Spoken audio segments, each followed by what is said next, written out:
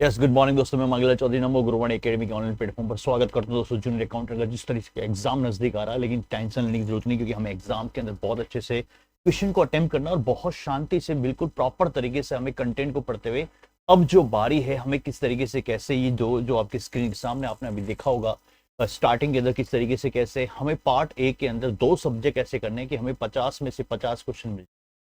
Theory जिन्होंने पढ़ ली है वो फटाफट एमसीक्यू करना सॉल्व कर दे, और बहुत अच्छे से मैंने सारा का टॉपिक बहुत अच्छे सीक्वेंस से पढ़ाया है। और जो भी नए बच्चे जुड़े उनको मैं बता दूं कि टेलीग्राम चैनल का नाम है science by Mangelal Chaudhary sir. आप इस डिस्क्रिप्शन में अगर लिंक को देख सकते हैं, उसको क्लिक कर सकते हैं और वहां पर आपको सारा कंटेंट और अपडेट मिलता है।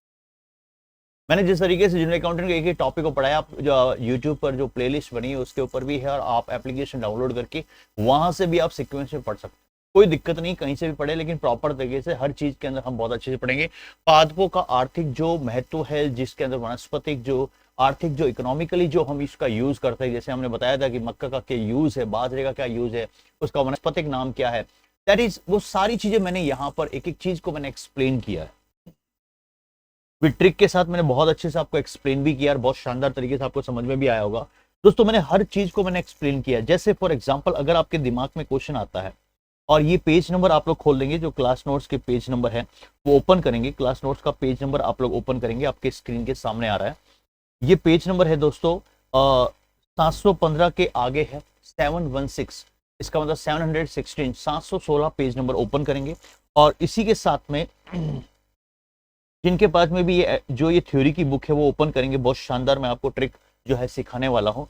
पेज नंबर आप लोग लिखेंगे 716, किसका है? क्लास नोट्स का, जो हस्तलिखित क्लास नोट्स है उसमें से मैं आपको कर रहा हूं दोस्तों। अगर वहां पर अगर ये क्वेश्चन आता है, जैसे बिनोले, अगर बात करते हैं बिनोले का तेल की, अगर बात करते हैं कौन से तेल की मैंने यहाँ पर बात की है, बिनोले के तेल की अगर बात की है, तो इसका मतलब बिनोले के तेल का यहाँ पर यह आता है कि अगर बिनोले के तेल की बात करते हैं तो बिलोना का हम कई बार मारवाड़ी में बोलते हैं ना कि दादी माँ नानी माँ, अब इसका मतलब वहां पर बिलोना करती है। बिलोना शब्द आपने सुना होगा, और जब विलोना शब्द कहा जाए तो इसका मतलब विलोना का क्या निकलता है दोस्तों? विलोना में इसका मतलब दोस्तों शायद आपको पता चल गया, मक्खन निकलता है। इसका मतलब दही से छाछ बनती है तो मक्खन निकलता है, और मक्खन को हम लोग क्या बोलते हैं? माल। इसका मतलब माल से आपको क्या दिमाग में इमेज बनेगी? दैट इज कॉल्ड, जिसको आप लोग बोलते हैं मालवेसी। इसका मतलब ये जो है बिनोले का तेल का जो कुल है, फैमिली का जो नाम है, ये फैमिली का नाम आपको यहाँ पर याद रहेगा, दैट इज कॉल्ड मालवेसी। अब ये है कि इसकी जो ओरिजिन है, इसका जो सोर्स है वो कहां से है? तो बिनोले का तेल जो है वो हमें जो है दैट इज कॉल्ड क्या है? बीज से प्राप्त। इसका मतलब इसका जो उपयोगी भाग है वो बीज से होता है, दैट इज कॉल्ड विलोना। और बीज से क्या निकलेगा? बीज निकलेगा। सर बिल्कुल सही बात है, सटीक सा है, हमें एग्जाम के लिए बहुत अच्छा लगा। अब दोस्तों अगर बात करते हैं, यहां पर तिल का तेल आया, क्वेश्चन आएगा तिल के तेल का वनस्पतिक नाम क्या है? तो इसका मतलब तिल के, अगर बात करते हैं तिल के बीज जो है, तिल के बीज जो है दोस्तों वो जो है मेरे घर में पड़े हैं, मेरे घर में पड़े हैं। ये कई बार बोलते हैं ना, तिल के जो बीज है, तिल के तेल के जो बीज है वो मेरे घर में पड़े हैं। इसका मतलब दोस्तों यहाँ पर यह है कि मेरे घर में, क्योंकि मेरी जो है मेरी फसल अच्छी हुई है तो मैंने तिल के बीजों को इकट्ठा किया है। इसका मतलब इमेज क्या बन गई आपके दिमाग में? इमेज ये बन गई सर मांगेला सर आपने बोला कि तिल के तेल का अगर बात करते हैं तो पड़े है ना, पड़े, तो इसी से आपको याद कराऊंगा, दैट इज कॉल्ड पिडेलिएसी। पिडेलिएसी पड़े है ना, पिडेलिएसी। तो ये जो है ये जो पिडेलिएसी है, ये तिल के तिल का क्या है? कुल का, ये कुल का, दैट इज कॉल्ड, सॉरी ये कुल का नहीं है, वनस्पतिक नाम है। और कुल की बात करेंगे तो इसका मतलब प्रॉपर तरीके से कहां से क्या है, तो वनस्पतिक नाम को लेकर वो सारी चीजें मैंने तिल के बारे में बताया। तो ये जो है ना, ये फैमिली को रिप्रेजेंट करता है कि वो कौन सी फैमिली से है, पिडेलिएसी। मालवेसी यहां पर ये कुल की बात करता है, और इसका मैंने तिल का, तिलहन का मैंने वहां पर दैट इज हर चीजों को बताया। मक्के का वनस्पतिक नाम बताया, गेहूं का वनस्पतिक क्वेश्चन आएगा, 100% क्वेश्चन आएगा कि निम्नलिखित में से कौन सा कथन जो है उसका कुल का नहीं है या कुल का है, या फिर कौन सा वनस्पतिक गलत है या कौन सा वनस्पतिक सही है। अगर स्टेटमेंट आता है, ये तभी आपको पकड़ में आएगा कि जब आप इसको प्रैक्टिकली चीजें इसको यूज करेंगे। फिर दोस्तों अगर बात करते हैं, मैं अगर बात करता हूं तो सरसों का तेल का मैंने लिखा, आपको भी पता और मुझे भी पता कि आप भूल जाएंगे, आप बिल्कुल मंद बुद्धि के हैं, लेकिन आप एग्जाम में टॉप करेंगे, मुझे इतना पता है, क्योंकि मैं वो आपके दिमाग में इमेज बना दूंगा। सरसों के तेल, इसका मतलब सरसों के बीज मैंने यहां पर लिख दिए, दैट इज कॉल्ड, ये सोर्स है उसका, ये उपयोगी भाग है। और फिर उसके बाद में सरसों का तेल जो होता है ना दोस्तों, आप घर के अंदर आप देखते हैं मॉर्निंग के अंदर, इवनिंग के अंदर आपके हाथ और पैरों की मालिश करते हैं, तो इसका मतलब ये सरसों का तेल जो होता है वो बेफिक्र होता है। कैसा होता है दोस्तों? वो बेफिक्र होकर जो है, आप सरसों के तेल को बेफिक्र होकर, इसका मतलब हाथ और पैर और पिंडी पर मसलिए, शानदार आपको जो है वो तलवे पर मसलिए, आपको शानदार आपकी थकान उतर जाएगी। बेफिक्र से क्या याद रहेगा? इसके कुल का नाम जिसको आप लोग बोलते हैं ब्रेसिकेसी। ब्रेसिकेसी, ये जो ब्रेसिकेसी है ना, एग्जाम में क्वेश्चन आता है सरसों के तेल का ये किसका जो है कुल कौन सा कथन सत्य नहीं है। तो सरसों के तेल का कुल का जो अगर बात करते हैं, फैमिली की बात करते हैं, जैसे विनोला की बात करते हैं तो विनोला, इसका मतलब दादी माँ और जो नानी माँ विलोना करती है और विलोनस करती है, तो इसका मतलब दही से छाछ और छाछ से के ऊपर मक्खन आता है, मक्खन को माल बोलते हैं, मालवेसी। तिल का तेल की बात करते हैं, तिल के बीज जो है मेरे घर में पड़े हैं, दैट इज कॉल्ड पिडेलिएसी, ये कुल है, पिडेलिएसी है। सरसों का तेल जो है बेफिक्र होकर लगाइए, बेफिक्र होकर लगाइए, कभी कोई दिक्कत नहीं आएगी। इसका मतलब हाथ और पैर की अगर मालिश करेंगे ना, कोई दिक्कत नहीं आएगी, बेफिक्र से आएगा। ब्रेसिकेसी, इसका मतलब ये है ब्रेसिकेसी, ये इसका यहाँ पर क्या है कुल का नाम। अगर दोस्तों यहाँ पर आ गया, दैट इज कॉल्ड सूरजमुखी। ये कौन से हैं यार? ये सेमी ड्राइंग ऑयल है। इसका मतलब ये है अशंत शुष्क तेल के नाम से जानते हैं। सूरजमुखी की अगर बात करता है, सूरजमुखी का तेल मैंने यहां पर ले लिया, और सूरजमुखी का अगर तेल ले लिया तो आपके दिमाग में क्या आएगा कि सर सूरजमुखी का आपने तेल लिया तो इसका कुल का नाम तो बताओ। इसका मतलब सूरजमुखी के भी क्या होते हैं? बीज होते हैं। और दोस्तों सूरजमुखी के बीज ऐसे होते हैं, बीज ऐसे होते हैं, सूरज ऐसा होता है, सूरज ऐसे हैं, सूरज ऐसे हैं जो जो भयंकर गर्मी देते हैं। इतना तो पता है आपको, क्योंकि सूरज को मैंने गर्मी से जोड़ दिया, और सूरज एक ऐसा है, ऐसे हैं, सूरज एक ऐसे हैं, ऐसे या ऐसा से जोड़ दीजिए और यहां से इसका कुल का नाम निकलेगा एस्टेरेसी। एस्टेरेसी, एस्टेरेसी, ये सूरजमुखी के तेल का इसका मतलब ये फैमिली है। कई बार एग्जाम के अंदर क्वेश्चन आता है। जब मैंने यहां पर मक्का का तेल लिया, तो मक्का का तेल आते ही इसका मतलब मक्के के क्या होते हैं? बीज होते हैं। इसका मतलब ये क्या है? सोर्स है उसका, ये उपयोगी भाग है। लेकिन मक्का पोला, इसका मतलब बोलते हैं ना, अगर तू आ रहा है खेत से तो मक्का पोला, इसका मतलब दोस्तों पोला, ये शब्द आपके एग्जाम के अंदर दैट इज यूज आएगा पोएसी। पोएसी, मक्का का तेल पोला, मक्का पोला, मक्का खेत से ला। अगर तू खेत से आ रही है या आ रहा है तो मक्का पोला, इसका मतलब मक्का को लेके आ। पोला का मतलब ये होता है लेके आ, दैट इज कॉल्ड पोएसी। ये दिमाग। अब यहां पर दोस्तों जो नॉन ड्राइंग ऑयल की बात करते हैं, जिसको आप लोग बोलते हैं अशुष्कन तेल की अगर बात करते तो उसमें सबसे पहले अगर बात करते दोस्तों, दैट इज कॉल्ड मूंगफली। कौन सा? मूंगफली। सो जा बबलू सो जा, आपने सुना होगा। मूंगफली में दाना नहीं, मैं तेरा नाना नहीं, सुना होगा आपने। इसका मतलब ये है, यहां पर वो जो आपने पोएम गाई उस बच्चे को सुलाते समय, सो जा बाबू सो जा, तेरी मम्मी आएगी, दूध जलेबी खिलाएगी, और मतलब लास्ट में एक शब्द बोलते हैं, मूंगफली में दाना नहीं, मैं तेरा नाना नहीं। इसका मतलब ये दोस्तों ये जो है ना, ये जो मैंने गाया है ना, ये जो मैंने बोला है ना, ये मेरे जो ये जो स्वर निकले ना, ये फेमस हो गए। ये क्या हो गए? फेमस हो गए।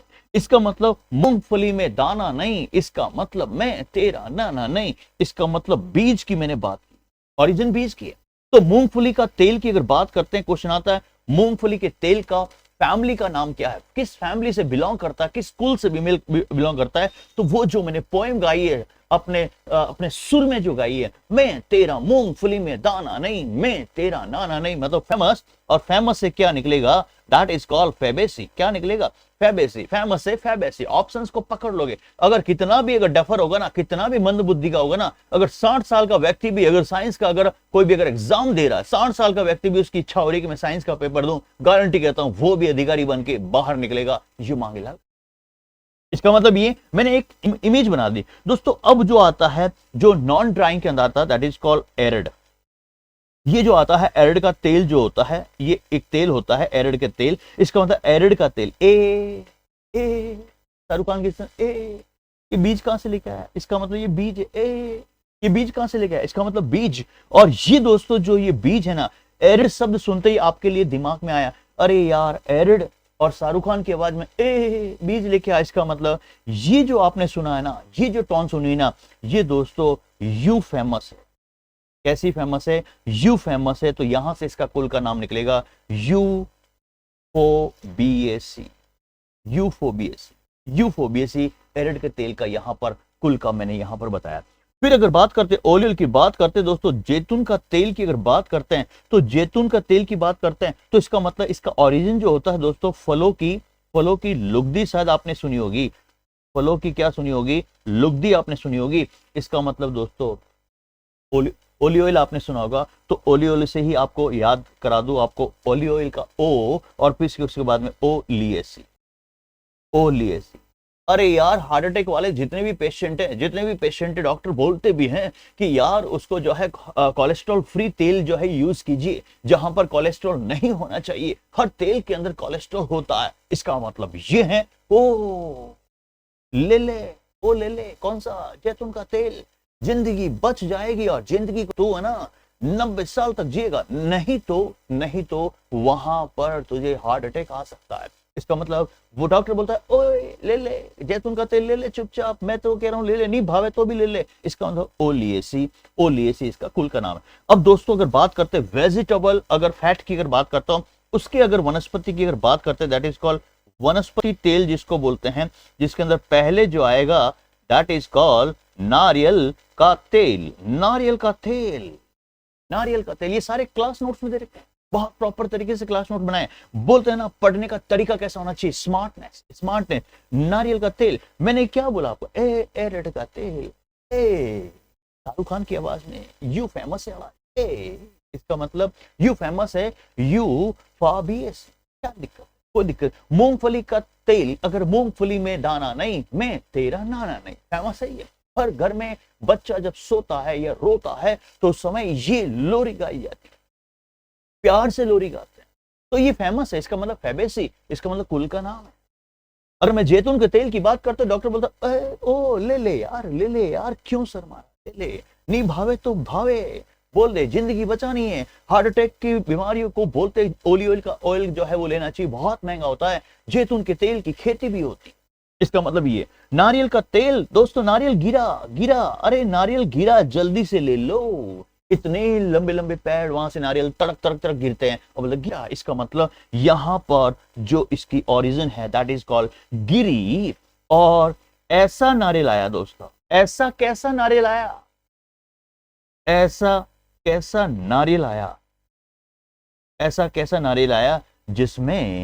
जिसमें पानी है ही नहीं, पानी नहीं है। इसका मतलब ऐसा कैसा? तो इसका मतलब ये ऐसा कैसा आपको एग्जाम में कुल दिखेगा, वो फैमिली दिखेगी जिसका नाम है एरिकेसी। कैसा नाम है? एरिकेसी। इसका मतलब एरिकेसी आपके दिमाग में सेट होना चाहिए कि बिल्कुल सही है। अगर मैं दोस्तों अगर वेजिटेबल फैट्स की अगर बात करता हूं, जिसको आप लोग कई बार यूज भी करते हैं, ताड़ का तेल, एग्जाम में क्वेश्चन भी आता है, ताड़ का तेल, मैं तेरे स्वेटर के ताड़ रेसा अलग कर लूंगा। इसका मतलब दोस्तों ये रेशेदार मध्य फल भित्ति का, इसका मतलब ये सोर्स है। और ये ताड़ का तेल, इसका मतलब ये भी अगर देखें ताड़ का तेल ऐसा कैसा, तो इसमें आएगा दोस्तों एरिकेसी, ये इसका कुल का नाम है। कोको अगर बात करते हैं, काका नहीं, कोको वसा की बात करते हैं, तो कोको इसका मतलब टोको। किसको टोको? बीज को टोको। तो इसका मतलब बीज इसका सोर्स है। और दोस्तों ऐसा इंपॉर्टेंट है, कोको का बीज जो है दोस्तों, कोको का बीज या मेरे काका मास्टर है।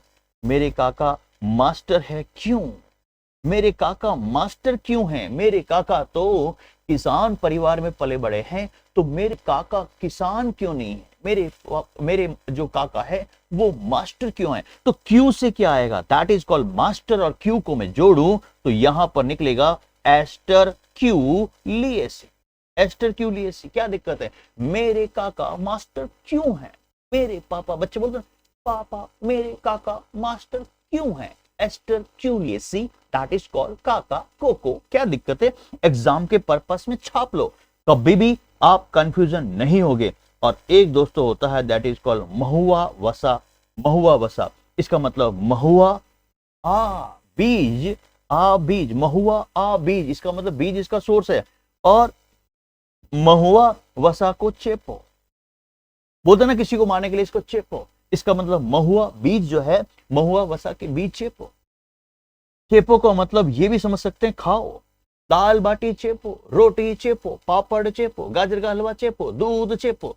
इसका मतलब चेपो से क्या निकलेगा, दैट इज कॉल्ड सेपोटेसी। क्या निकलेगा, सेपोटेसी। ये आपके एग्जाम में क्वेश्चन कई बार आया है, बड़े बड़े स्मार्ट लेवल के जो एग्जाम होते हैं उसके अंदर भी ये क्वेश्चन पूछे गए। हमेशा ध्यान रखना, क्योंकि एग्जामिनर कभी भी आपको है ना, कभी भी बेवकूफ बना सकता है, लेकिन मैं आपको बेवकूफ बनने नहीं दूंगा। अब दोस्तों थोड़ा सा हम डिस्कशन करते हैं, दैट इज कॉल्ड, जिसको आप लोग बोलते हैं मूंगफली।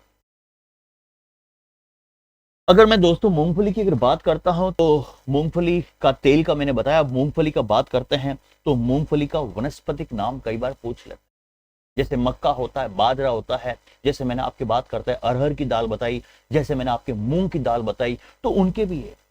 इसका मतलब ये है कि मूंगफली का ठेला मैंने लगाया है सर्दियों के दिनों के अंदर। मैंने सर्कल पर, दिल्ली के सर्कल पर मैंने वहां पर मूंगफली का जो है वो ठेला लगाया, और मूंगफली का ठेला लगाता हूं तो इसका मतलब लोग क्या बोलते हैं, अरे सुन रे मांगीलाल मूंगफली, अरे अरे सुन, अरे सुन। मैंने कहा सुन रहा हूं ना, अरे किस भाव से, किस भाव से मूंगफली दी। मैंने कहा आ जाओ, कोई दिक्कत नहीं, बिल्कुल सस्ती भाव है। जहां मांगीलाल का ठेला खड़ा है वहां मूंगफली, मूंगफली का पूरा के पूरा सस्ता भाव है। अरे किस भाव से दी, इसका मतलब ये है दोस्तों मूंगफली का जो, अगर मैं वनस्पतिक नाम की अगर बात करता हूं तो दोस्तों यहां पर निकलेगा अरेकिस। क्या निकलेगा, अरेकिस, अरेकिस। और दोस्तों मैंने इतना सस्ता भाव बताया कि आप हाइपर हो गए, दैट इज कॉल्ड, पीछे आएगा हाइपोजिया। हाइपोजिया, आप हाइपर हो गए, आप हाइपर हो गए कि इतना कोई सस्ता देता है क्या। मैंने कहा मैं देता हूं। तो आप बोलते कहां से, फोगट का माल लेके आएगा। फोगट का नहीं, मेरे खेत का माल, क्या दिक्कत है। अरे किस भाव से मूंगफली दी, इसका मतलब मूंगफली का यहां पर वनस्पतिक नाम है। और दोस्तों कुल की अगर बात करते हैं तो वही है जिसको आप लोग बोलते हैं लैग्यूमिनेसी। ये मैंने सारी ट्रिक बताई आपको इससे पहले वाली वीडियो क्लास के अंदर। जिन बच्चों ने मेरी प्रॉपर क्लास नहीं देखी, प्लीज रिक्वेस्ट है आप प्रॉपर तरीके से देखें। अब दोस्तों यहां पर मूंगफली का जो हरा भाग है, मतलब मूंगफली का हरा भाग जो खुदाई के बाद प्राप्त होता है, पॉइंट टू बी नोटेड, मूंगफली का जो हरा भाग होता है, मूंगफली का जो हरा भाग होता है वो खुदाई के बाद प्राप्त होता है। खुदाई के बाद प्राप्त होता है तो पशुओं को खिलाने के काम है। बिल्कुल सही, खुदाई के बाद जो प्राप्त होता है वो भाग पशुओं के लिए क्या है, यूजेबल है, पहली बात। दूसरी बात यह कि मूंगफली का दाना जिसका कि उत्पादन भारत में बहुत अधिक होता है, इसका मतलब मूंगफली के दाना की अगर बात करते हैं तो भारत में उत्पादन सबसे अधिक होता है। और एक ही पौष्टिक पदार्थ है, इसमें कुछ खनिज पदार्थ जो होते हैं दोस्तों, फास्फोरस भी है, कैल्शियम भी है, लोहा भी प्राप्त है। इसीलिए बोलते हैं कि सर्दियों के दिनों में मूंगफली का सेवन करना चाहिए, लेकिन आप करते ही नहीं। मूंगफली आती है इसीलिए, आप सीजन वाइज देखिए ना, हर प्रकार की सीजन वाइज में अलग अलग आती है। मूंगफली का वानस्पतिक अगर प्रोटीन का एक अगर देखा जाए, मूंगफली एक ऐसा है जो सस्ता प्रोटीन है और सबसे अच्छा स्रोत है। मतलब प्रोटीन भी आपको मिलेगा, इसलिए बोलते हैं मूंगफली लीजिए, प्रोटीन अच्छा मिलता है। तो इसका मतलब ये कि मूंगफली से क्या मिलता है, प्रोटीन मिलता है, लेकिन ये प्रोटीन दूसरे की तुलना में क्या है, सस्ता है और सबसे अच्छा माना जाता है। इसलिए बोलते हैं कि मूंगफली का उपयोग करना चाहिए। लेकिन दोस्तों ये भी कहते हैं, वेरी वेरी मोस्ट इंपॉर्टेंट, अगर आपने मूंगफली ली है तो मूंगफली में मांस की तुलना में, ध्यान से सुनना, मांस से 1.3 गुना, अंडों से 2.5 गुना, और फलों की अगर बात करते हैं तो फलों से 8 गुना अधिक क्या होता है, दोस्तों, प्रोटीन होता है। मतलब अंडे खाइए, मूंगफली खाइए, मूंगफली के अंदर मतलब 2.5 गुना प्रोटीन बात करते हैं, मांस से 1.3 गुना और फलों से 8 गुना अधिक जो है प्रोटीन होता है। इसलिए बोलते हैं कि मूंगफली का सही तरीके से आपको उपयोग करना चाहिए डेली रूटीन के अंदर, क्योंकि मूंगफली भी बार बार आपको जो है वापस अगले सीजन में मिलेगी। तो इसीलिए मूंगफली बहुत इंपॉर्टेंट है। इसमें प्राय थायमिन, मैंने विटामिन पढ़ा है, थायमिन, रेबोफ्लेविन और निकोटिन अम्ल पर्याप्त मात्रा में पाए जाते हैं। विटामिन ए, विटामिन B1 और B12 तथा ई पर्याप्त मात्रा में पाया जाता है। इसका मतलब यहां पर अगर मैं लिखूं दोस्तों, मूंगफली की अगर बात करता हूं, मैं बोलता भी हूँ क्लास के अंदर जब ऑफलाइन ऑनलाइन पढ़ाता हूँ, और मैंने पढ़ाया आपको कि मूंगफली खाना चाहिए, क्योंकि इसके अंदर दोस्तों अगर बात करते हैं vitamin A, that is B1, B12 और ई, इसका मतलब ये पर्याप्त मात्रा मिलता है। इसीलिए आज से ही मूंगफली आपके टेबल पर होनी चाहिए। मूंगफली आपके जेब में होनी चाहिए। सर्दियों के अंदर दबा के मूंगफली खाइए ना, क्या दिक्कत है, कोई दिक्कत है क्या? और आपको सर्दियों के अंदर अच्छी भी लगती है। इसका मतलब यह कि मूंगफली के दाने में लगभग लगभग जो है दोस्तों, वेरी वेरी मोस्ट इंपॉर्टेंट, अगर मैंने मूंगफली लिखा तो मूंगफली की अगर बात करते तो मूंगफली के दाने में लगभग लगभग 45% जो है दोस्तों क्या पाया जाता है, तेल पाया जाता है। कभी आप मूंगफली को निकालकर नाखून लगाना, देखना आपके आसपास, नाखून के आसपास ऑयली हो जाएगा। इसका मतलब तेल कितना पाया जाता है, 45%, जिसका खाद्य पदार्थों में इसका मुख्य तौर पर इसका उपयोग होता है। बिल्कुल सही है। इसके तेल का लगभग लगभग अगर बात करते हैं, इसके तेल का लगभग 82% जो होता है वो तरल होता है, चिकनाई वाले होते हैं। बिल्कुल सही है, तरल है, चिकनाई वाले होते हैं। और ओलिक की अगर बात करते हैं दोस्तों, मेन इंपॉर्टेंट है, अगर बात करते हैं, अगर मैंने यहां पर ओलिक की बात कर दी, ओलिक जो होता है 56% होता है। और यहीं पर अगर बात करते हैं दोस्तों लिनोलिक, मैंने पढ़ाया आपको, मैंने लिनोलिक पढ़ाया आपको, लिनोलिक पढ़ाया मैंने, कार्बोहाइड्रेट पढ़ाया, वसा पढ़ाया, आपको प्रोटीन पढ़ाया। ये इसीलिए यहाँ पर टॉपिक लिंक होता है। बोलते हैं ना कई सारे टॉपिक इंटरलिंक होते हैं कि ये सिलेबस में होता है, लेकिन आपको पता नहीं होता, आपको पता नहीं होता है। आपकी शादी हो रही है और दोस्तों शादी के अंदर आपको ये नहीं पता कि किसको बुलाना है, लेकिन ये नहीं पता किसको बुलाना, क्योंकि वो भी फैमिली का मेंबर है। आप कई बार भूल जाते हैं, लेकिन फिर लास्ट के अंदर वो गोड़ा देता है, कई बार बोलता है, कमेंट भी करता है कि तूने शादी कर ली लेकिन जो है फूफा को नहीं बुलाया, तुमने फूफा को भूल गए, क्योंकि फूफा इतने सारे थे कि उसमें इंपॉर्टेंस आपने दी नहीं। लेकिन वही जो है समाज के अंदर फिर वापस आपको बोलते हैं। तो एग्जाम ये सही है, कितने सारे टॉपिक इंटरलिंक है, सारे टॉपिक क्वेश्चन कैसे हैं। तो लिनोलिक की अगर बात करते हैं दोस्तों, तो ये जो है दैट इज कॉल्ड 25% होता है, ये अम्ल पाए जाते हैं। तो मूंगफली के अंदर तेल की अगर देखें तो 45% होता है, लगभग 82% के आसपास तरल तक चिकनाई होती है। ओलिक जो होता है 56% होता है, और यहाँ पर लिनोलिक की बात करते हैं तो 25% होता है। अब दोस्तों सबसे इंपॉर्टेंट बात है कि मैंने अगर मूंगफली के दाने अगर निकाले, पॉइंट टू बी नोटेड, ध्यान सुनना, मैंने अगर मूंगफली के दाना अगर निकाला है तो मूंगफली के दाना के अंदर क्वेश्चन आता है प्रोटीन की मात्रा कितनी होती है, 25.33%। 25.33% प्रोटीन होता है। अगर मैं यहाँ पर अगर कार्बोहाइड्रेट लिखता हूँ तो 10.2% कार्बोहाइड्रेट होता है। और यही अगर मैं फैट की अगर बात करता हूँ, वसा की बात करता हूँ, तो दैट इज कॉल्ड 45% यहाँ पर क्या होता है, तेल होता है। इसके तेल का मुख्य उपयोग की बात करते हैं तो वनस्पति घी, जिसको आप लोग डालडा बोलते हैं, और स्पेशली साबुन बनाने, कोकोनट के जो साबुन बनते हैं वो स्पेशली इसी से बनते हैं। ये दिमाग में सेट रखना। कुछ सीमा तक, ध्यान सुना, कुछ सीमा तक मूंगफली के तेल का उपयोग सौंदर्य, जो जितने ब्यूटी के जितने प्रसाधन होता है, जितने ब्यूटी के जो आइटम बनते हैं उसके अंदर भी यूज होता है। शेविंग क्रीम ले लीजिए, शेविंग क्रीम के अंदर भी जो है इसका मूंगफली का यूज होता है। अगर मैं कोल्ड क्रीमों की अगर बात करता हूं तो कोल्ड क्रीम के अंदर जितनी भी जो कोल्ड क्रीम आ रही है अभी, उसमें भी बेसिकली जो है वो मूंगफली का होता है। इसका मतलब कोल्ड क्रीम के निर्माण में, पशु चिकित्सा के निर्माण में, दवाएं जितनी भी जो यूज होती है क्षेत्रों के अंदर, वहां पर तेल निकालने के बाद बची हुई, वेरी वेरी मोस्ट इंपॉर्टेंट, अगर मैंने तेल निकाल दिया इसका, और तेल निकालने के बाद अगर खड़ी बची, तो ये जो खड़ी का उपयोग है ना, खड़ी का उपयोग है, अब आपके दिमाग में ये आएगा खड़ी का उपयोग मैं तो करूंगा नहीं।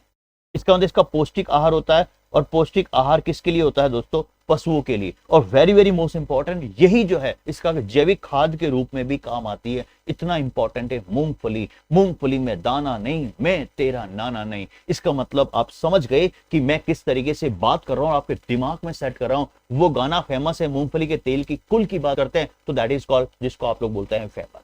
ये दिमाग में सेट होना चाहिए। एग्जाम में क्वेश्चन सटीक सा आता है, क्योंकि एग्जामिनर कभी भी आपको जो है ना, मतलब 0 लेवल पर 100% वो यही समझता है कि बच्चे को कुछ नहीं आता, बच्चे को कुछ नहीं आता, लेकिन आपको बहुत कुछ सीखना है। आपने शायद मेरी क्लास के अंदर बहुत कुछ सीख लिया होगा। अब दोस्तों सबसे इंपॉर्टेंट बात है कि जो खड़ी बनी है ना, जैसे आपने खड़ी का उपयोग बताया कि सर पशु के पौष्टिक आहार में भी होता है, बिल्कुल सही है। जैविक खाद में भी इसका उपयोग होता है, बिल्कुल सही है।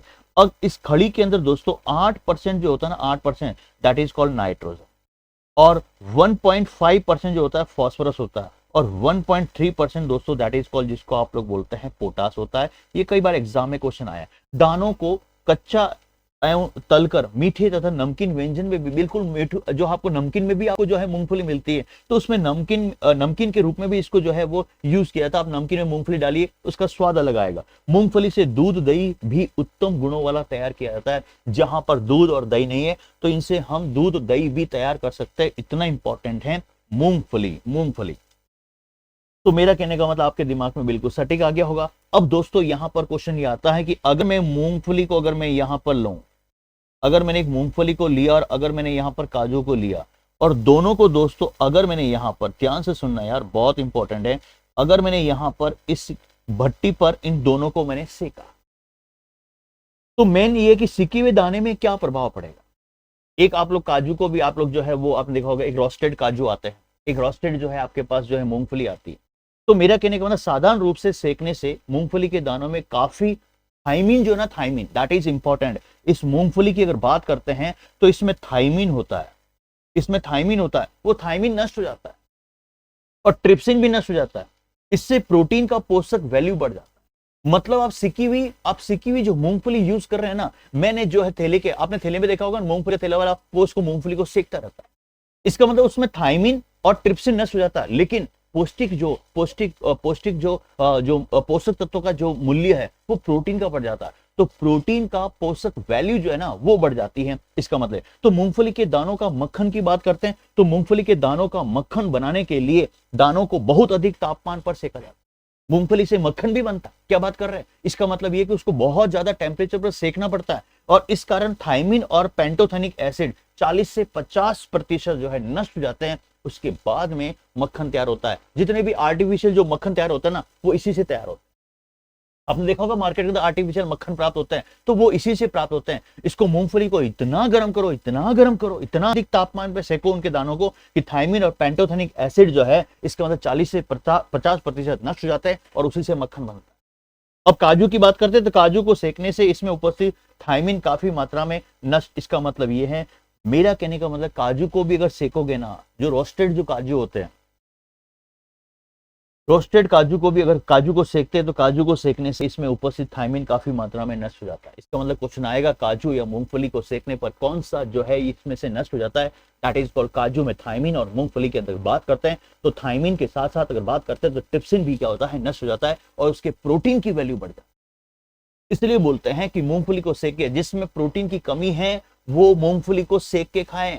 आपकी बॉडी पिचकी हुई है, गाल पिचके हुए हैं, बिल्कुल गाल किसी के एकदम चिप के अंदर घुसे हुए हैं, प्रोटीन नहीं है, तो इसका मतलब प्रोटीन के लिए बेसिकली जो है किसका यूज करें आप लोग, दैट इज कॉल्ड सिकी हुई जो है मूंगफली आपको यूज करनी चाहिए। एग्जाम के पर्पज से बहुत इंपॉर्टेंट। अब दोस्तों अगर बात करते हैं तिल की, अगर बात करते हैं, इसका मतलब ये है, कई बार आप बोला सिम सिम सिम खुल जा, सिम सिम सिम, इसका मतलब यह है कि जब कोई भी व्यक्ति आपको पहली बार आ रहा है, बहुत फेमस व्यक्ति, ये बहुत फेमस व्यक्ति, आप उसका इंतजार कर रहे हैं, स्टेज के पास आप बैठे हैं और उस व्यक्ति का इंतजार कर रहे हैं, और माइक पे बोलता है सिम सिम खुल जा, और सिम सिम खुलते ही दोस्तों उसके गाल पर तिल ही तिल होते हैं, गाल पर तिल ही तिल होते हैं। इसका मतलब आपने वहां पर क्या सुना, सिम सिम खुल जा, सिम सिम खुल जा। इसका मतलब सिम सिम खुल जा, इसका मतलब वो तिल दिखा, तो तिल का यहां पर वनस्पतिक नाम की अगर बात करते हैं तो सिम सिम से आएगा, दैट इज कॉल्ड सिसेम।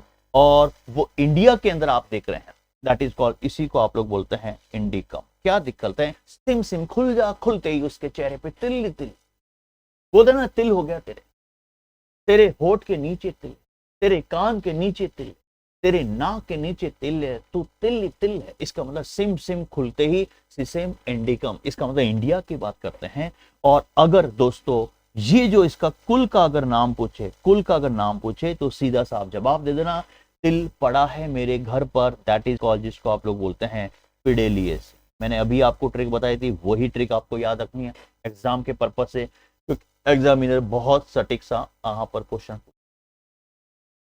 अब दोस्तों ये है कि इसके तिल का अगर मैं प्रयोग की बात करता हूं तो तिल का खाना बनाने में भी होते हैं, तिल के लड्डू भी होते हैं, शरीर पर लगाते भी हैं आप लोग, व्यापारिक सुगंधित जितने भी प्रकार के जो होते हैं व्यापारिक सुगंधित जो तेल ऑयल होते हैं उनको तैयार करने में होता है, साबुन बनाने में, बादाम के तेल में मिश्रण करने में इसका स्पेशली यूज होता है। ये जो बोल रहा हूँ ये बेसिक है। और सबसे इंपॉर्टेंट बात है इसके बीज में दोस्तों, किसके बीज में, अगर मैं तिल के बीज की अगर बात करता हूं तो तिल के बीज में 50% यहां पर क्या होता है, तेल होता है, 50% तेल होता है। इसलिए मैंने कहा था दोस्तों कि आपको जो है ना पार्ट बी और पार्ट ए को कंसंट्रेट करना पड़ेगा, ये जो मैंने जो 6000 क्वेश्चन बनाए हैं, बहुत जल्दी मैं ये पीडीएफ आपको अपलोड कर दूंगा। कहाँ पर? एप्लीकेशन पर। एप्लीकेशन का नाम क्या है?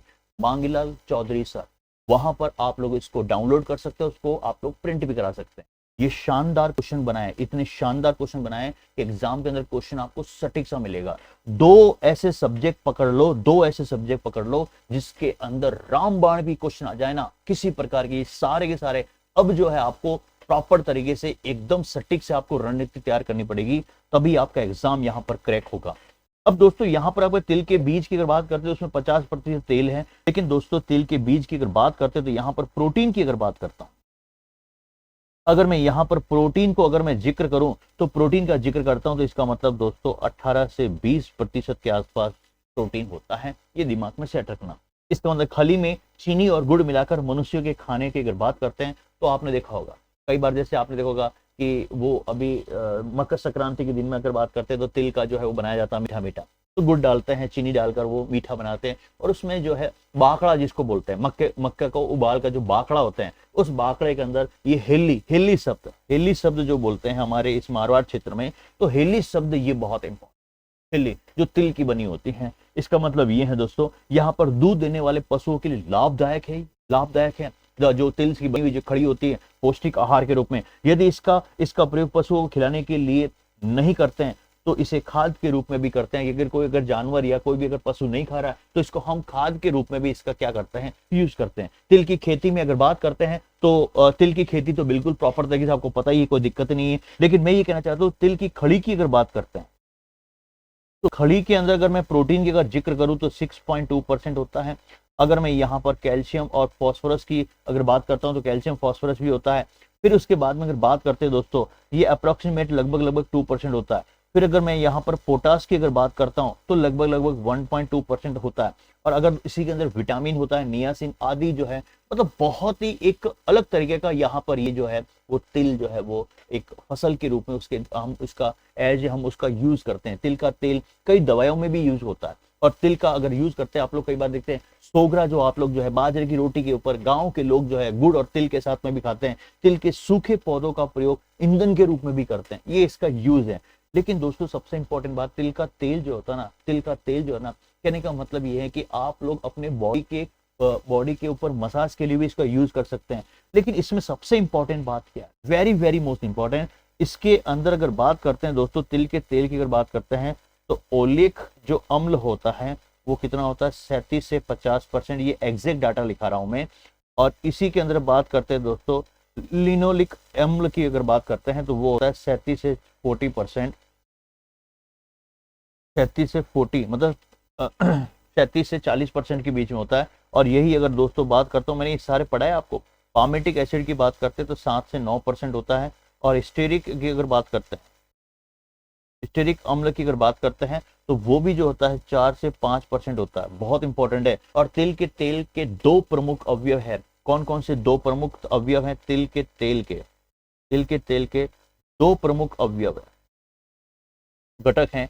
एक तो होता है दोस्तों दैट इज कॉल्ड सिसेमिन, और एक होता है दोस्तों उसी से जुड़ता हुआ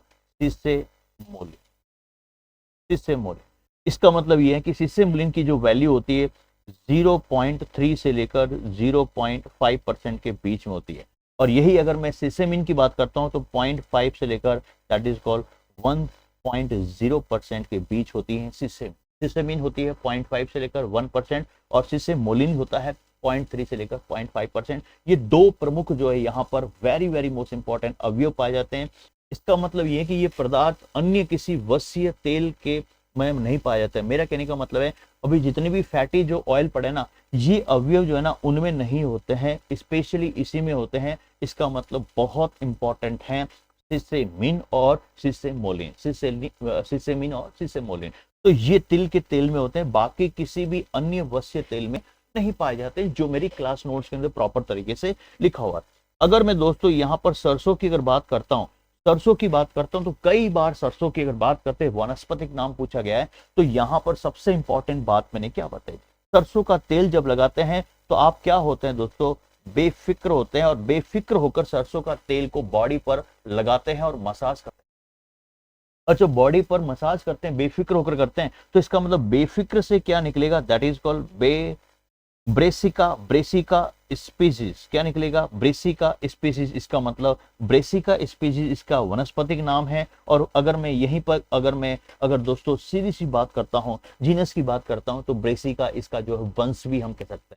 तो मेरा कहने का मतलब है सरसों के तेल हम बेफिक्र लगाते हैं, मैंने पढ़ाया भी था सरसों का तेल। तो सरसों से याद क्या रहेगा, बेफिक्र। और बेफिक्र से क्या याद रहेगा, दैट इज कॉल्ड दोस्तों यहाँ पर ब्रेसिका। लेकिन सरसों का अगर पूछ ले, सरसों का अगर कुल पूछ ले, केवल सरसों का सिंगल अगर सरसों का कुल पूछ ले, तो दोस्तों ये है कि सरसों इसका मतलब दोस्तों यहां से निकलेगा क्रूसीफेरी, क्रूसीफेरी। मुझे अगर कुर्सी चाहिए तो सरसों के पौधों की चाहिए, बिना मैं उस पौधों से मैं कुर्सी पर बैठ नहीं सकता। दैट इज कॉल्ड क्रूसीफेरी, ये इसका कुल का नाम है। मैंने केवल सरसों की बात की है, सरसों के तेल की नहीं बात की है, उसका कुल अलग है। लेकिन ये जो है इसका वनस्पतिक नाम है सरसों। बेफिक्र होके लगाइए, पौधे लगाइए बेफिक्र होके, शानदार तरीके के गाँव के अंदर खेत में सरसों की खेती लगाती है। तो इसका मतलब बेफिक्र से क्या निकलेगा, ब्रेसिका। और ब्रेसिका और पीछे क्या निकलेगा, स्पीसीज। इसका मतलब आपके दिमाग में सेट होना चाहिए। एग्जाम के अंदर क्वेश्चन कई बार पूछा जाता है, क्योंकि एग्जामिनर जो है ना आपका बहुत ही सटीक से आपको वहां पर क्वेश्चन पूछे। अब दोस्तों एक चीज मैं यहाँ पर और कहना चाहता हूँ, जो मैं आपको सीधा सा मैं नोट्स पे ले जाता हूँ, कि एक्चुअल में ये नोट्स कहना क्या चाह रहा है। वैसे क्वेश्चन आता नहीं, लेकिन फिर भी अपने को एक थोड़ा सा नॉलेज चाहिए कि रियल में एग्जाम के पर्पज से किस तरीके से कैसे हो। देखो पेज नंबर आप लोग ओपन करेंगे, पेज नंबर निकालेंगे 722। अब ध्यान से देखना यार, यहाँ पर ध्यान से देखना, एक एक लाइन में आपको लिखा हूं। सरसों का तेल ब्रेसिका की अनेक जातियां से प्राप्त किया जाता है, अनेक जाति से। इनमें एक लाइन बहुत इंपॉर्टेंट है जो मैं आपको यहाँ पर इंडिकेट कर दूंगा। इनमें जो यहाँ ब्रेस डॉट लिखा ना, इसको आप समझेंगे ब्रेसिका। ब्रेसिका इसका मतलब जंसिया, ब्रेसिका जंसिया। ब्रेसिका यहाँ पर कैंपेस्ट्रीम किस्म पीली सरसों येलो, यहाँ पर येलो पीली सरसों। और ब्रेसिका कैंपेस्ट्रीम किस्म डायकोटोमा। और ब्रेसिका कैंपोस्ट्रीम किस्म तोरिया। इसका मतलब डाइकोटोमा और तोरिया। और यहाँ पर नेपस, और इसका मतलब पीछे आपके पास जंसिया। और ये जो है ना, ये प्रकार की यहाँ जातियां है, जातियों का उद्गम जो हुआ है वो उत्तरी शीतोष्ण भूमध्य सागरीय क्षेत्र से। इसका मतलब पीली सरसों है, ये पीली सरसों, ये जो है ना, ये जंसिया और कैंपेस्ट्रीम जो है ये किस्म पीली सरसों है। लेकिन यहाँ पर कैंपेस्ट्रीम किस्म डाइकोटोमा और तोरिया किस्म तोरिया की बात कर रहे हैं। और ब्रेसिका यहाँ पर नेपस और जंसिया, ये जो जातियों का उद्गम हुआ ना, वो उत्तरी शीतोष्ण भूमध्य सागरीय क्षेत्र से हुआ है। हमारे देश में इन जातियों का जो है पूर्ण रूप से जो है वो चीन से माना जाता है, ऐसा मानते हैं चीन से है। लेकिन दोस्तों जो इंपॉर्टेंट बात है, ब्रेसिका कैंपेस्ट्रीस की अगर बात करते हैं तो इनकी 3 किस्में पाई जाती है। कैंपेस्ट्रीस की अगर बात करते हैं तो यहाँ पर 3 जो है किस्म पाई जाती है, सरसों, डाइकोटोमा और तोरिया। सामूहिक रूप से तोरिया कहलाती है, ये सामूहिक रूप से तोरिया कहलाती है। और ये जो जंसिया है ना, जंसिया को सरसों या राई, वेरी वेरी मोस्ट इंपॉर्टेंट, जो आप लोग राई शब्द यूज करते हैं ना, राई, ये कई बार एग्जाम में क्वेश्चन आया है। दैट इज कॉल्ड मस्टर्ड और राई जिसको बोलते हैं, ये ब्रेसिका इसका मतलब जंसिया को सरसों अथवा राई कहते हैं। और सरसों का उपयोग भिन्न भिन्न रूपों में किया जाता है। सरसों के हरे पौधे से लेकर सूखे तने, शाखाओं, बीज आदि सभी मानव जो है जो उपयोग में इसका महत्वपूर्ण है।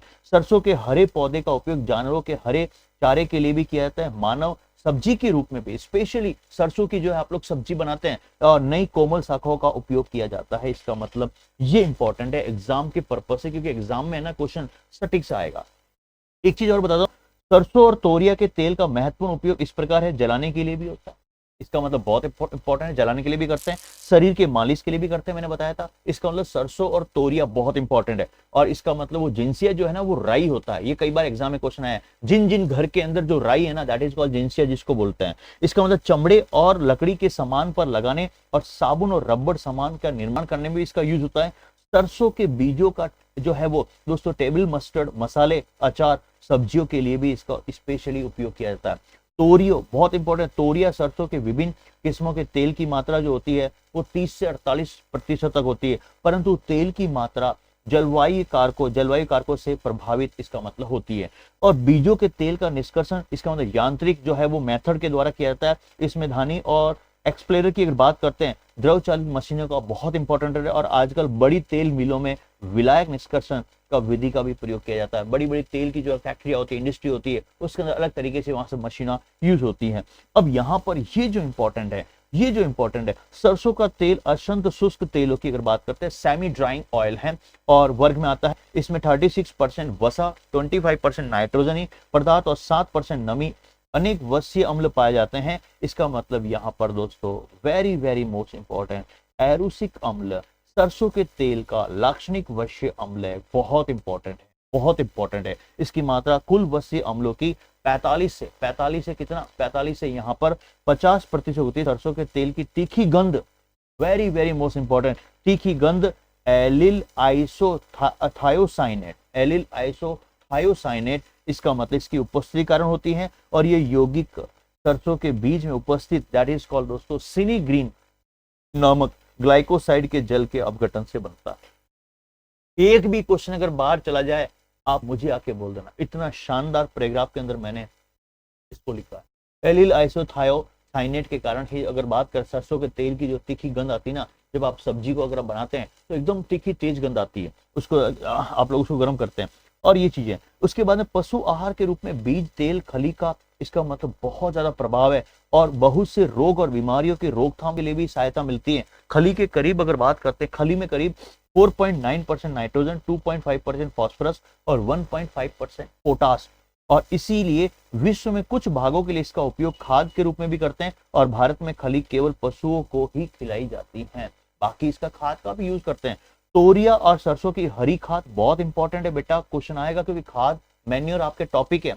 और तेल का उपयोग बिलोन तेल, विशिष्ट चिकनाया, मिठाई, अन्य वस्तुओं के साथ मिश्रण में, खनिज तेलों में, ग्रीस जो आप लोग मशीनों में यूज करते हैं, साबुन बनाने में, प्लास्टिक के निर्माण में, इस्पात उद्योग में, स्टील की इंडस्ट्री के अंदर और इस्पात प्लेटों के द्रवित शीतलन के लिए, चमड़े को मुलायम करने के लिए तेल का उपयोग किया जाता है। जो चमड़ा कठोर होता है और इसी से मुलायम किया जाता है। प्रथम विश्व युद्ध बहुत इंपॉर्टेंट है। प्रथम विश्व युद्ध के दौरान शायद आपको पता है जर्मन की सेना और ब्रिटेन के बीच में भयंकर जो है वार हुआ था, उसके अंदर बात करते हैं। सरसों के बीज से विनाशकारी सरसों की गैस मस्टर्ड गैस बनाई जाती है, जिसको शायद आपको पता है। मस्टर्ड की गैस छोड़ने से मतलब पूरा इतिहास गवाह है, सोच नहीं सकता है कि ये अचानक कैसे हुआ और वो इतने कम सैनिक होते हुए भी इसका मतलब जीत गई। और शायद आपको पता है तोरिया का तेल का मुख्य रूप से ग्रीस बनाने में, वेरी वेरी मोस्ट इंपॉर्टेंट, तोरिया तो स्पेशली जो ग्रीस आता है मशीनों में, जो ग्रीस लगाते हैं उसी के अंदर इसका यूज करते हैं। तो ये इंपॉर्टेंट है, ये मैंने चीज एज ए आपको पैराग्राफ के रूप में मैंने वहां पर डिफाइन किए कि क्वेश्चन कहां से फंस सकता है, पढ़ने का तरीका होता है, एग्जाम के पर्पज से किस तरीके से आप लोग इसको पढ़ते हैं, वो सारी चीजें आपके दिमाग में सेट होनी चाहिए। अब चलते हैं दोस्तों आगे की ओर, जो शायद आप लोग इसको समझ पाएंगे मेरे साथ में। बहुत इंपॉर्टेंट है कि सर हम जो है एग्जाम आ रहे हैं लेकिन आलस नहीं करेंगे, तो इसका मतलब आपके लिए क्या आएगा, अलसी। इसका मतलब मैं कई बार बोलता हूं अलसी लाई रे, अलसी लाई रे बोलता नहीं, यू सिट मैन बोलते ना, सिट मैन बदमाश, अलसी लाई रे कि नहीं लाई, यू सिट मैन। इसका मतलब लाई से क्या आएगा दोस्तों, दैट इज कॉल्ड लाइनअप। क्या आएगा, लाइनअप, लाई से लाइनअप। और यू सिट से क्या आएगा, दैट इज कॉल्ड दोस्तों यू सिटे टी,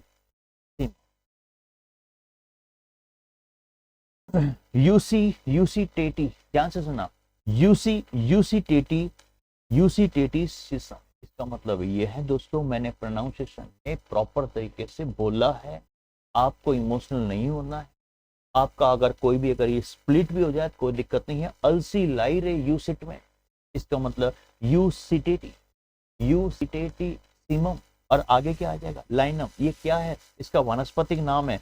और अलसी लाई रे तो कुल का नाम क्या हो जाएगा, इसका कुल का फैमिली का नाम हो जाएगा, दैट इज कॉल्ड लाइनेसी।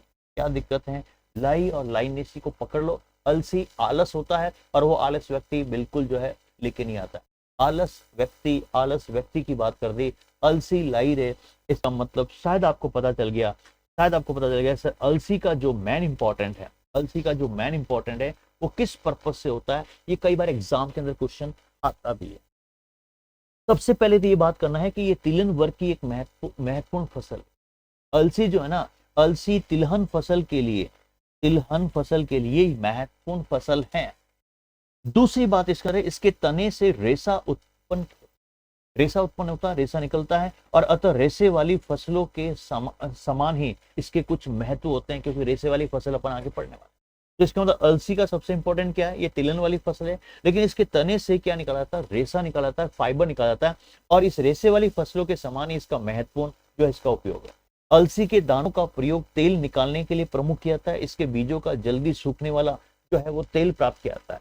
इसका मतलब तेल निकलता है। अब आपके दिमाग में आ गया, अलसी का तेल मार्केट में मिलता भी है, जिसका व्यापारिक दृष्टि से बड़ा महत्व है। और तेल निकालने के बाद बची हुई खली, और वो खली शब्द आते ही पशुओं के लिए पौष्टिक आहार के रूप में काम करती है। और इसका उपयोग जो होता है दोस्तों, इसका उपयोग खाद के रूप में भी करते हैं। इसका मतलब मेन चीज है कि हमारे लिए भी उपयोग है, पशुओं के लिए भी उपयोग है, और भूमि की उर्वरता को बढ़ाने के लिए भी इसका मतलब एज ए खाद के रूप में इसका उपयोग करते हैं। इसका मतलब ये है कि दोस्तों अलसी के बीज का प्रयोग जो होता है दैट इज कॉल्ड सुगंधित तेल। जितने भी प्रकार के जो सुगंधित ऑयल होता है ना, बोलते हैं ना बहुत शानदार, बालों में तेल लगाया या बॉडी मसाज की खुशबू आ रही है, वो इसमें भी करते हैं, और औषधियों के निर्माण में भी करते हैं। इसका उपयोग औषधियों के निर्माण में किया जाता है। इसके पौधे तने से रेशे निकाले जाते हैं, जिनका प्रयोग कैनवास दरी, जिसको आप लोग घर में यूज करते हैं, कैनवास दरी, अन्य प्रकार के मोटे कपड़े तैयार करने भी किए जाते हैं। रेशा बहुत इंपॉर्टेंट, ये रेशे वाली फसल है, इसके तने से रेशा निकाला जाता है, और रेशे निकालने के बाद बचा हुआ जो तना का हिस्सा है, वेरी वेरी मोस्ट इंपॉर्टेंट, धुएं का थोड़ा छल्ला बना। वेरी वेरी मोस्ट इंपॉर्टेंट दोस्तों, अलसी का ये क्वेश्चन आपका लगेगा। पहली बात तो इसका मतलब मनुष्य के लिए भी इसका एज ए तेल का उपयोग करते हैं, बिल्कुल सही है, तेल का यूज करता है। पशुओं के लिए भी इसका मतलब खली के रूप में आता है, खाद के लिए भी इसका उपयोग होता है। और सबसे इंपॉर्टेंट बात है कि दोस्तों तेल जी जो बनते हैं वो कैसे बनते हैं दोस्तों, दैट इज कॉल्ड सुगंधित तेल, जिसके अंदर खुशबू आ गई खुशबू। और फिर उसके बाद में इसका बात करते हैं तो औषधियों के निर्माण में भी इसका उपयोग करते हैं। कि सर क्या बात करते हैं? फिर उसके बाद में हमारे घरों के अंदर अगर बात करते हैं दोस्तों, दैट इज कॉल्ड, जिसको आप लोग बोलते हैं कैनवास दरी बनाने में भी इसका मतलब ये है कि जब तने से अलसी के पौधे के तने से हम रेशे निकालते हैं तो उससे हम कैनवास की जो है वो दरी भी बनाते हैं। और मोटे मोटे जो कपड़े होते हैं, मोटे कपड़े बनाने में भी इसका यूज होता है। और रेशे निकालने के बाद जो बच गया तना, मैंने यहाँ लिखा है बचा हुआ तना, रेशा निकाल दिया मैंने, एक एक रेशा निकाला, बच गया तना, तो इसका मतलब सिगरेट के धुएं का छल्ला, थोड़ा धुआं का छल्ला बना दे। इसका मतलब ये है सिगरेट में प्रयोग होने वाले जो कागज होता ना, कई बार क्वेश्चन आया है, सिगरेट में प्रयोग होने वाला कागज जो है वो किसका बना होता है, वो अलसी के पौधे का जो तना होता है उससे बना होता है। इसका मतलब इसका उपयोग सिगरेट में भी करते हैं।